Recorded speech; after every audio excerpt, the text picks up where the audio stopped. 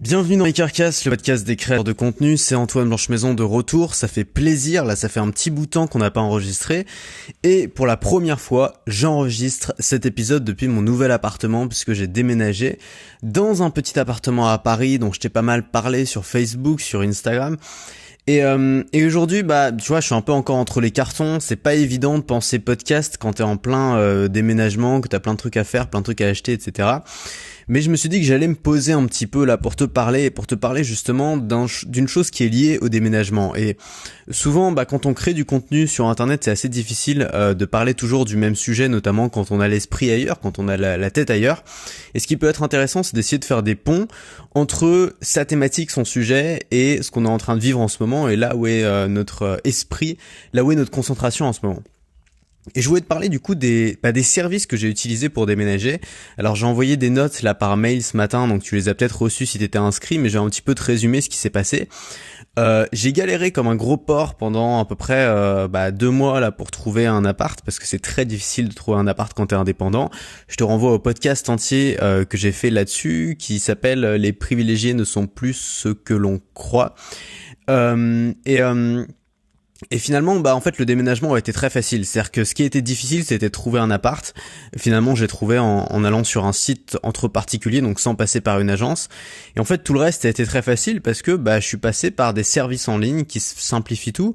Et je voulais te parler de ça, en fait, ces services en ligne qui nous entourent. Alors, on voit plein de pubs dans le métro un peu pour eux, et puis on les utilise de plus en plus. Puis souvent, on les teste une fois en étant un petit peu sceptique, et puis ça se passe très bien. Du coup, on s'abonne, et puis on les teste de plus en plus.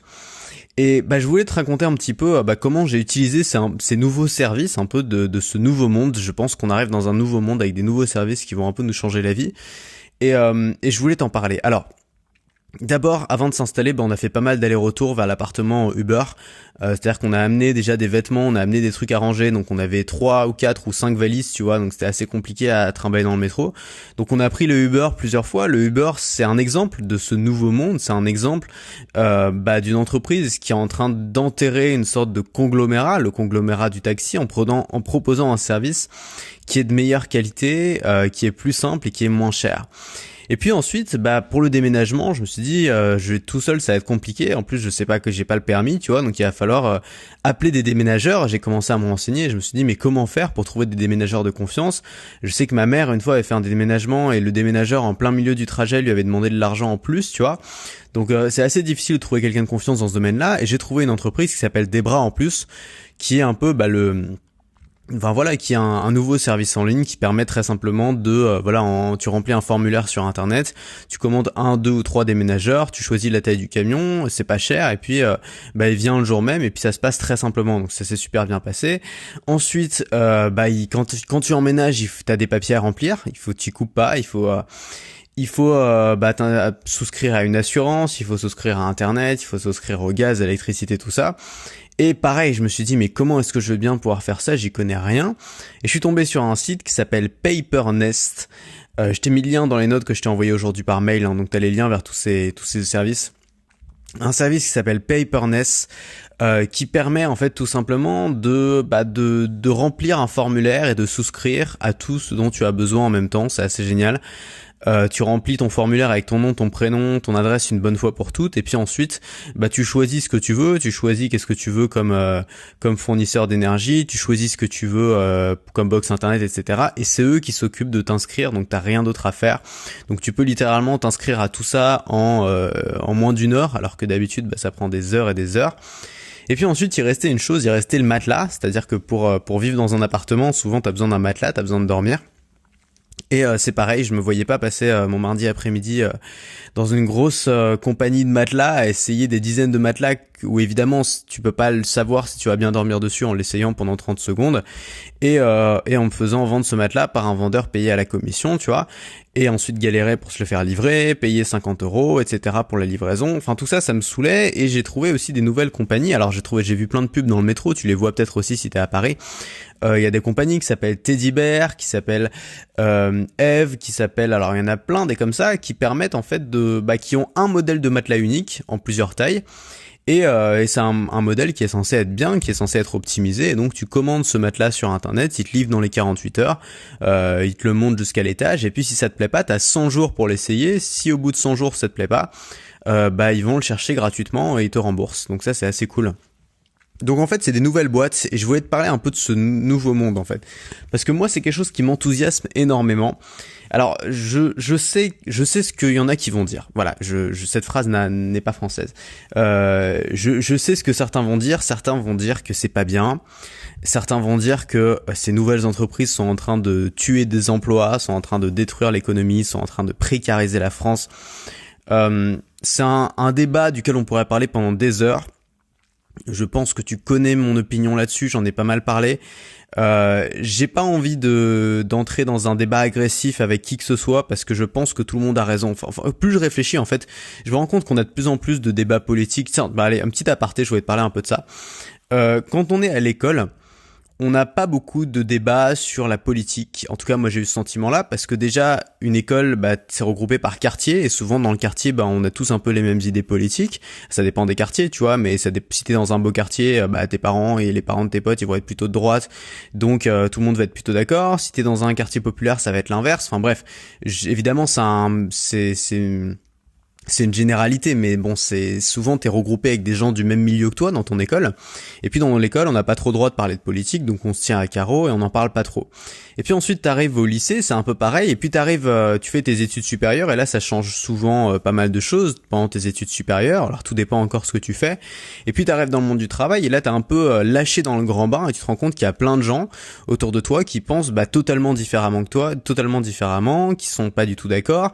Et ça, tu le vois souvent aussi sur Internet, avec des débats houleux où tout le monde reste toujours campé sur ses positions. Et puis au bout d'un moment, tu te dis, mais est-ce que ça sert vraiment à quelque chose de débat, d'essayer de prouver aux autres que j'ai raison, puisque le principe d'un débat, c'est que chacun veut prouver à l'autre qu'il a raison, mais donc il y a pas de fin en fait. Un débat, ça sert seulement à convaincre quelqu'un d'autre, quelqu'un qui est hors du débat.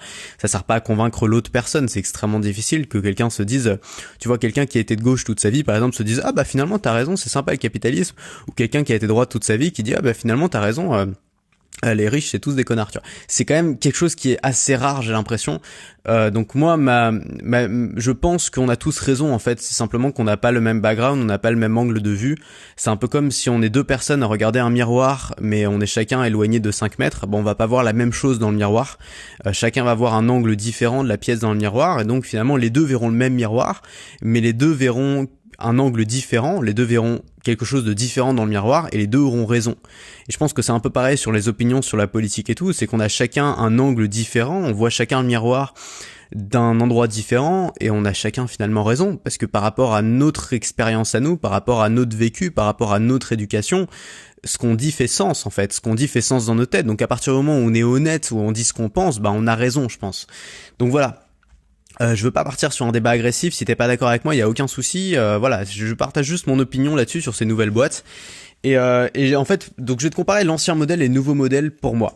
Alors, l'ancien modèle, pour moi, c'est le modèle des zombies. C'est le modèle où tu as des entreprises zombies qui sont là depuis des dizaines et des dizaines d'années, parfois plus de 100 ans, qui sont très peu concurrencés. Souvent, c'est presque des monopoles. C'est des modèles qui sont extrêmement complexes, tu vois, où c'est les clients qui doivent faire tous les efforts pour s'en sortir. C'est des modèles où les objectifs, c'est le chiffre d'affaires à court terme. C'est des modèles souvent qui sont protégés par l'État, avec des services qui sont chers et dont leur force, c'est l'omniprésence. C'est qu'ils sont là partout, qui sont protégés, et donc c'est très difficile de les concurrencer. Et puis cet ancien monde-là, qui était bien présent jusque dans les années 2000, est en train de se faire, bousculer par un nouveau monde qui est arrivé avec Internet, qui moi m'enthousiasme beaucoup, qui est un monde qui est en train d'être révolutionné par des startups très créatives. Et ce monde-là, c'est des entreprises jeunes qui évoluent vite. C'est-à-dire qu'au lieu de soit des zombies qui sont là depuis 100 ans, c'est des petites entreprises qui débarquent et qui évoluent très vite, qui changent très vite, qui se reposent pas sur ses acquis.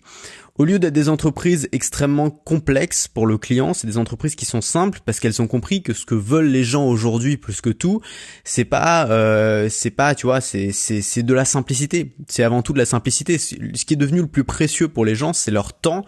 Et on le voit avec les réseaux sociaux, tout ça qui nous vole nos temps, ça nous rend un petit peu parano. On a toujours plus peur de perdre nos temps. Et plus il y a de services comme ça qui arrivent, c'est-à-dire plus t'as de banques comme N26 qui prennent un peu, qui prennent des parts de marché, plus ça te semble absurde de passer 4 heures chez ton banquier le mardi après-midi pour ouvrir un nouveau compte, tu vois. Ça te semble totalement absurde quand t'as goûté en fait à ces nouvelles entreprises qui te proposent la même chose, mais avec une simplicité qui a rien à voir. L'objectif aussi est différent. L'objectif des entreprises zombies de l'ancien monde, c'est un chiffre d'affaires à court terme. C'est-à-dire que tu vas souvent avoir des vendeurs qui sont payés à la commission, qui vont absolument vouloir faire grossir ton panier d'achat et te vendre un maximum. Et puis, dans ce nouveau monde, tu as des objectifs qui sont plus long terme, puisque c'est des objectifs qui touchent à la satisfaction client. On voit que la satisfaction client est extrêmement importante. C'est chez des entreprises comme Uber, comme Amazon, comme N26, comme Apple aussi, comme Free. C'est des entreprises qui misent énormément là-dessus parce qu'elles ont compris que leur force, c'était pas leur omniprésence, puisque c'est encore des petits. Leur force, c'est la confiance. C'est la confiance qu'on va avoir leurs utilisateurs. Et tu regardes Amazon, par exemple, c'est incroyable le racket qu'Amazon a fait au monde ancien, au monde des zombies. C'est incroyable comme Amazon a pris des parts de marché rapidement. Pourquoi? Parce que quand t'as commandé une fois sur Amazon, tu restes sur Amazon et tu recommandes sur Amazon. Et moi, je connais des tas de gens qui ont jamais commandé en ligne, qui ont jamais commandé sur Amazon, notamment les gens un peu plus vieux. Tant qu'ils l'auront pas fait, ça va, il y a pas trop de risques. Mais je connais aussi plein de gens qui ont commandé une fois sur Amazon et depuis c'est devenu des clients réguliers. Et tu peux pas en fait commander sur Amazon, te rendre compte de la simplicité que c'est, te rendre compte que tu peux en un clic avoir quelque chose qui arrive le lendemain matin chez toi, et ensuite te dire non, je préfère passer mon samedi après-midi au printemps pour aller trouver des bougies, tu vois. C'est plus possible en fait, ça t'intéresse plus. Et donc ces nouvelles entreprises, elles ont comme objectif premier la satisfaction client. Elles sont pas protégées par l'État. C'est des entreprises qui ont une libre concurrence qui permet d'avoir des innovations qui sont extrêmement fréquentes et extrêmement rapides. D'avoir un produit qui est aussi souvent moins cher. Pourquoi le produit peut être moins cher? Parce qu'il y a moins de logistique. Parce qu'entre un Free et un Orange, t'as une différence énorme. C'est qu'Orange a des milliers de boutiques à gérer dans toute la France et Free a, je crois, une boutique dans toute la France et ils gèrent tout le reste par Internet. Donc ils ont beaucoup moins de coûts. Pareil pour une banque en ligne, ils ont beaucoup moins de coûts puisqu'ils n'ont pas d'agence physique et donc ils peuvent se permettre de proposer des produits qui sont moins chers. Et enfin, là où la force des entreprises zombies de l'ancien monde, c'était leur omniprésence, c'est le fait qu'elles soient partout. Et donc on puisse pas les louper, le fait qu'elles soient partout, mais aussi en termes de publicité, qu'on voit des pubs partout à la télé, absolument omniprésentes. La force des entreprises du nouveau monde, c'est une chose, c'est la confiance. C'est la confiance avec leurs clients, on l'a dit, exactement comme la confiance que peut avoir un client Amazon quand il l'achète et qu'il sait qu'il va recevoir son produit quoi qu'il arrive le lendemain, puisque c'est écrit le moment où il a commandé et qu'il n'y a jamais de retard avec Amazon. Ces entreprises zombies de l'ancien monde et ces nouvelles entreprises du nouveau monde, on a plein d'exemples, je peux t'en donner plusieurs. On pense bien sûr en premier aux taxis et aux Uber. Les taxis, c'est des entreprises qui sont zombies, c'est des entreprises qui sont là depuis des centaines d'années, c'est des entreprises qui sont complexes. Aujourd'hui, c'est chiant de commander un taxi, tu sais pas s'ils prennent la carte ou pas, tu sais pas, il faut lui donner l'adresse, faut être sûr qu'il se trompe pas, faut être sûr qu'il est pas en train de t'arnaquer, faut être sûr qu'il va dans la bonne direction.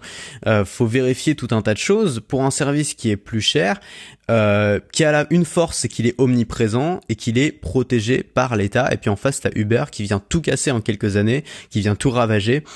Pas parce qu'ils sont méchants, pas parce qu'ils ont décidé d'être le grand méchant capitaliste, mais juste parce qu'ils arrivent et qu'ils ont fait un meilleur service. C'est pas plus compliqué que ça. Ils ont fait un service qui est meilleur, qui met au centre du service la satisfaction client par un principe de notation, un service qui est aussi moins cher, un service qui est beaucoup plus simple à utiliser. Et puis, y a une libre concurrence, c'est-à-dire que t'as pas seulement le Uber, t'as aussi les Lyft, t'as aussi aux États-Unis, t'as aussi en France Hitch, chauffeur privé, etc. Donc, ça force ces entreprises-là à s'améliorer et à innover constamment. Prenons la livraison de supermarché. Je sais pas si tu te souviens dans les années 2000-2010, quand tu voulais te faire livrer tes courses chez toi, enfin même il y a 2 ans, c'était encore le cas, quand tu voulais te faire livrer tes courses alimentaires chez toi, c'était pas simple. Souvent, il fallait aller au supermarché, il fallait remplir son caddie, ensuite il fallait payer, et puis tu devais choisir un créneau horaire et les gens venaient chez toi avec un peu de chance à l'heure, sinon souvent en retard. Et ce que tu vois aujourd'hui, c'est que tu as un nouveau service qui est présenté par Amazon, qui s'appelle Prime Now, qui te permet de commander toutes tes courses depuis ton smartphone, d'être livré à un créneau horaire qui va être respecté par quelqu'un qui va monter les courses jusque sur ton palier. Donc encore une fois, ça change tout, et tout ça pour gratuit, c'est-à-dire que t'as pas de frais de livraison à payer. Les assurances, c'est une galère pour tout le monde. Je connais personne qui dit moi j'adore mon assurance santé, ça n'existe pas. Parce que c'est une galère, parce qu'il faut s'inscrire en ligne, parce que ils ont une autorisation de prélèvement, parce que si tu veux résilier, il faut envoyer un courrier recommandé avec accusé de réception. Juste, je le répète, parce que quand on entendra parler de ça dans 20 ans, on trouvera ça tellement ridicule que c'est important de le noter. C'est-à-dire qu'aujourd'hui, si tu veux résilier ton assurance santé ou ta salle de sport, il faut envoyer un courrier recommandé avec accusé de réception. C'est quand même un truc de fou. Si tu veux résilier ta box internet, la plupart du temps, il faut faire ça aussi. C'est quand même un truc de dingue, tu vois. T'as une nouvelle assurance qui est sortie il y a peu de temps, tu vois plein de pubs aussi dans le métro, qui s'appelle Alan, qui est l'assurance santé réinventée pour le mobile, où tu t'inscris facilement sur internet en quelques minutes, où tout est en ligne, où tu reçois toutes tes factures par mail, où t'as rien d'autre à faire et où tu peux résilier du jour au lendemain en appuyant sur un bouton. La banque en ligne, tu regardes la banque aujourd'hui, je sais pas, moi, à chaque fois que je veux faire un truc avec mon banquier, il me dit, venez à l'agence. Mais j'ai envie de lui dire, mais j'ai pas, tu vois, ma vie, c'est pas ma banque, tu vois, j'ai autre chose à faire de mes journées que passer tout le temps à l'agence. Alors, je veux déplacer de l'argent sur un compte, je veux ouvrir un nouveau compte, je veux faire quelque chose d'un tout petit peu technique. Il me demande de, à chaque fois, passer à l'agence, faut que je prenne un rendez-vous, faut que j'attende, faut que je m'habille bien, faut que je sois bien poli. C'est pénible. Et qui a vraiment envie de ça aujourd'hui? Aujourd'hui, t'as des banques en ligne qui sortent et qui sont en train d'écraser aussi le système bancaire qui est super lourd et qui sert pas à grand chose, à part pour avoir un prêt, tu vois. Des banques comme N26 qui changent tout. Moi, depuis que je suis chez N26, j'ai jamais plus aucun problème avec ma banque, tout se commande depuis l'application, tout est extrêmement simple. Si tu veux virer de l'argent dessus, tu peux le faire. Si tu veux augmenter ton plafond, tu peux le faire. Tu peux tout faire depuis l'application. Si jamais eu besoin de téléphoner à un conseiller, en fait, le principe d'un conseiller, c'est que tu as besoin d'un conseiller. Le conseiller, déjà, c'est un vendeur. C'est-à-dire qu'il est pas là pour te conseiller, il est là pour te vendre des produits. Donc, la seule fonction d'un conseiller, les deux seules fonctions d'un conseiller bancaire, c'est soit de te vendre des produits, soit de t'aider à résoudre des problèmes qui devraient pas exister. C'est-à-dire que moi j'ai dû appeler mon banquier 50 fois l'année dernière. Pourquoi? Parce qu'à chaque fois il y avait des problèmes, ma carte bleue était bloquée, je pouvais pas dépenser l'argent parce que j'étais à l'étranger, etc., vu que j'ai beaucoup voyagé. Et finalement, c'est des problèmes qui n'arrivent pas si t'as une banque qui est claire, qui est bien, qui est simple, où t'as tout dans l'application, où tu peux changer le délai, où tu peux changer le plafond, où tu peux tout faire instantanément. Donc en fait, ton fameux conseiller bancaire qui est tant vanté par les banques traditionnelles, il sert quoi? Il sert soit à te vendre des produits financiers, soit à résoudre les problèmes qui devraient pas exister parce que c'est leur problème à eux. Voilà. Ensuite, dans un registre un peu plus ancien, t'as les CD, la mort du CD qui a été remplacé par iTunes, puis ensuite par les services de streaming, par Apple Podcast, par Spotify. C'est pareil, tu vois, avant c'était compliqué, il fallait acheter son CD, il fallait trouver ce que tu voulais, il fallait se taper toutes les chansons du mec, même si t'en voulais que 2, il fallait ensuite l'écouter avec un lecteur. Aujourd'hui, tu vas sur internet, en un clic, tu peux avoir ta musique, et avec Spotify, tu payes 10 € par mois. Et tu peux écouter absolument toutes les musiques que tu veux en illimité, donc si ça te plaît pas, tu peux l'enlever. Enfin bref, c'est un service qui est moins cher, qui change absolument tout, qui est infiniment plus simple.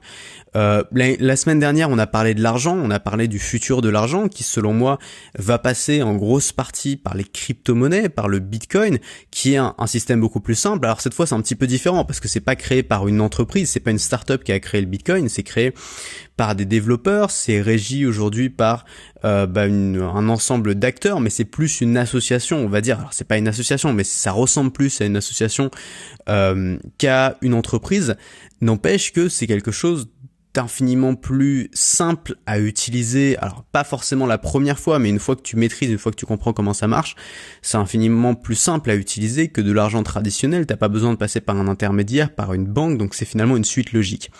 Donc toutes ces entreprises ou tous ces services, que ce soit Uber, Amazon, Alan, N26, iTunes, Bitcoin, ou encore Free, pareil chez les opérateurs. L'autre jour, c'était vraiment n'importe quoi. Je suis allé chez Orange pour ouvrir une ligne parce qu'il y avait la fibre dans mon immeuble avec Orange. Et c'était un spectacle en fait, j'aurais voulu filmer tellement c'était ridicule, tu vois. Le mec, ça a duré 45 minutes pour ouvrir un compte chez Orange.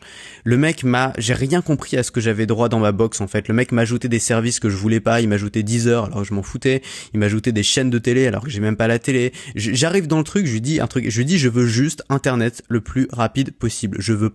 Ça m'intéresse pas d'avoir le téléphone, ça m'intéresse pas d'avoir la télé, ça m'intéresse pas d'avoir des services, je veux juste internet le plus rapidement difficilement possible.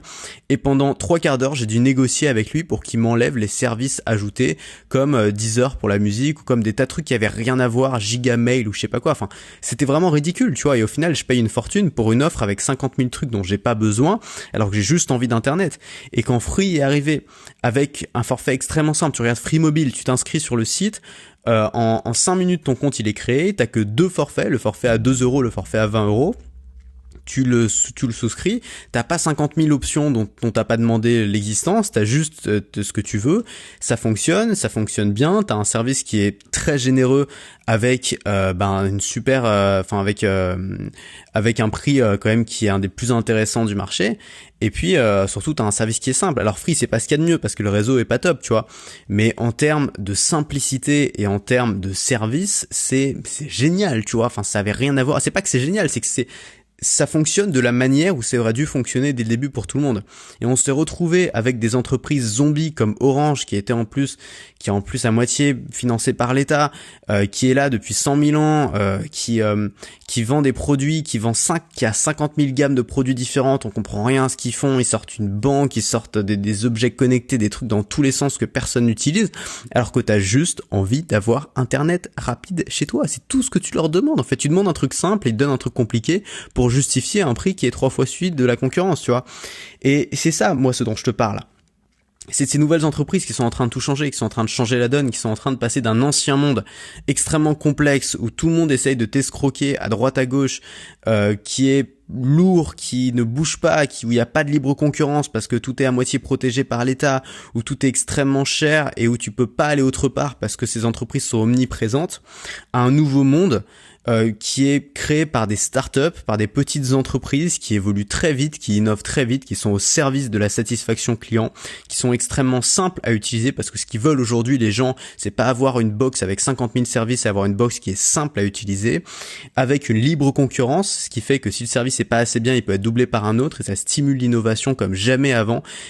Ce qui se passe aujourd'hui dans la Silicon Valley, c'est une des choses dont on se souviendra, je pense, dans plusieurs centaines d'années. C'est quelque chose qui sera marqué dans les livres d'histoire parce que c'est comme ce qui s'est passé pendant la Renaissance dans certains endroits. Il y a une énorme énergie créative qu'on a jamais vue, alors qu'on a déjà vu ailleurs, mais dans d'autres domaines, dans le domaine de la peinture ou dans le domaine des arts par exemple, ou dans la révolution industrielle. Mais c'est des endroits qui sont ciblés, qui sont extrêmement dynamiques, où il y a une énergie, une créativité de fou qui se libère et qui ont le potentiel de changer le monde. C'est aussi des services qui sont moins chers, c'est des services où leur force, c'est pas leur omniprésence, c'est pas leur protection, leur force, c'est la confiance que les clients ont en eux et c'est rien d'autre que ça. Donc moi, évidemment, c'est quelque chose que j'adore, c'est quelque chose que je soutiens. En plus, je suis très intéressé par l'univers des startups. Donc évidemment, je m'intéresse à ce qui fait le succès d'une startup et là, je t'ai un peu analysé ce qui pouvait faire le succès d'une startup aujourd'hui et ce qu'il fallait privilégier si on voulait réussir sa startup aujourd'hui. Évidemment, ça va être des nouveaux défis à relever et je dis pas que ce nouveau monde qui est en train d'arriver, beaucoup de gens essaient de le résister, beaucoup de gens le dénigrent, beaucoup de gens en veulent pas parce que beaucoup de gens ont peur de cette flexibilité, beaucoup de gens ont peur de ce manque de sécurité, de ce manque de protection et je peux évidemment comprendre, mais tu sais que c'est pas mon point de vue. Moi, je pense que ce qui fait la force de quelqu'un, ce qui fait la force d'un emploi, ce qui fait la force d'une entreprise, c'est pas c'est pas le fait qu'elle soit protégée, au contraire, ça la rend fragile d'être protégée parce que le jour où elle est plus protégée, elle va s'effondrer parce qu'elle a pas appris à se protéger elle-même, elle a pas appris à être responsable. Finalement, ce qui fait la force pour moi d'une entreprise, d'une personne ou d'un État, c'est sa flexibilité. C'est la capacité à s'adapter, c'est la capacité à changer. C'est la capacité à plier et à ne pas casser. Et je voudrais terminer en te lisant, c'est une nouvelle section, attends. Je voudrais terminer en te lisant une fable qui s'appelle Le chêne et le roseau. C'est une fable de La Fontaine qui est très jolie et qui dit de manière beaucoup plus poétique ce que j'essaie d'expliquer depuis tout à l'heure. Donc ça va être l'instant, j'ai envie d'ajouter des sections comme ça dans le podcast, ça va être l'instant poésie, lecture et poésie, donc je t'invite à t'installer confortablement, à fermer les yeux et à écouter cet instant de poésie, c'est Jean de La Fontaine. Le chêne un jour dit au roseau: vous avez bien sujet d'accuser la nature, un roitelet pour vous est un pesant fardeau. Le moindre vent qui d'aventure fait rider la face de l'eau vous oblige à baisser la tête. Cependant que mon front au Caucase pareil, non content d'arrêter les rayons du soleil, brave l'effort de la tempête. Pour vous, tout vous est aquilon, Tout me semble zéphyr. Alors ça, j'ai pas compris moi-même, je te rassure. Encore si vous naissiez à l'abri du feuillage dont je couvre le voisinage, vous n'auriez pas tant à souffrir. Je vous défendrais de l'orage. Mais vous naissez le plus souvent sur les humides bords des royaumes du vent. La nature envers vous me semble bien injuste. Votre compassion, lui répondit l'arbuste, part d'un bon naturel. Mais quittez ce souci. Les vents me sont moins qu'à vous redoutables. Je plie et ne romps pas. Vous avez jusqu'ici, contre leurs coups épouvantables, résisté sans courber le dos. Mais attendons la fin. Comme il disait ces mots, du bout de l'horizon accourt avec furie le plus terrible des enfants que le Nord eût porté jusque-là dans ses flancs. L'arbre tient bon, le roseau plie. Le vent redouble ses efforts et fait si bien qu'il déracine celui de qui la tête au ciel était voisine et dont les pieds touchaient à l'empire des morts. Voilà, j'adore cette poésie parce que déjà elle est très jolie. Et puis ensuite, ça reflète ce que j'ai toujours pensé et la raison pour laquelle je fais le métier que je fais aujourd'hui, et la raison pour laquelle j'ai pas peur. La raison pour laquelle je fais le métier que je fais aujourd'hui, c'est parce qu'il me passionne et parce qu'il évolue rapidement. La raison pour laquelle j'ai pas peur, c'est parce que j'essaye d'apprendre à me débrouiller, j'essaye d'apprendre à être flexible, j'essaye d'apprendre à plier. Alors que j'aurais pu évidemment m'enraciner, j'aurais pu prendre un CDI, j'aurais tissé une racine, j'aurais pu essayer de faire des longues études, j'aurais mis une autre racine, j'aurais pu essayer de m'intégrer au mieux dans la société, de rentrer dans la case, j'aurais mis encore une racine, j'aurais pu essayer de faire des investissements sécurisés, de prendre un livret A, j'aurais encore mis une racine. Et finalement, le jour où il y aurait eu un vrai ouragan, le jour où les vents auraient dépassé leurs normes, le jour où il y aurait eu un événement vraiment inattendu, je me serais cassé, je me serais explosé, j'aurais été fini. Alors que ce que je fais aujourd'hui, c'est que j'essaie d'être un roseau, j'essaie d'être pliable, j'essaye d'être flexible, j'essaye de faire en sorte de me débrouiller, j'essaie de faire en sorte de rebondir. Alors évidemment, c'est pas facile, je te dis pas que c'est simple, j'essaye de tendre vers ça, moi c'est mon idéal, tu vois, et je pense que c'est ça la vraie sécurité. Je pense que quand il y a une tempête, le roseau plie, le chêne casse, bien que le chêne soit beaucoup plus solide, parce que finalement, toutes les racines qu'on ancre, c'est quelque chose qui va au fond nous fragiliser, qui va sur le court terme en effet nous renforcer, qui va nous faire croire qu'on est plus fort, mais le jour où il y aura une vraie révolution, le jour où il y aura un vrai changement de fond, ces racines-là vont nous fragiliser. Et je pense que ce qui se passe dans ces grosses entreprises de l'ancien monde, dans ces entreprises zombies, c'est qu'elles ont tissé des racines qui sont trop fortes. Elles auront tissé des racines qui les empêchent de bouger, qui les empêchent d'évoluer, qui les empêchent de plier. Et ces nouvelles petites startups qui sont en train de tout changer, ce sont des roseaux, elles plient, elles bougent très vite, mais elles ne cassent pas. Et le jour où il y a une vraie tempête, et la vraie tempête est en train d'arriver, ces entreprises vont survivre à celles qui vont mourir. Et là, c'est le moment où je suis en train de complètement m'emmêler dans les pinceaux. On se retrouve très vite pour le prochain Makercast. J'espère que ça t'a plu. Et à très vite. Moi, je vais continuer mon déménagement.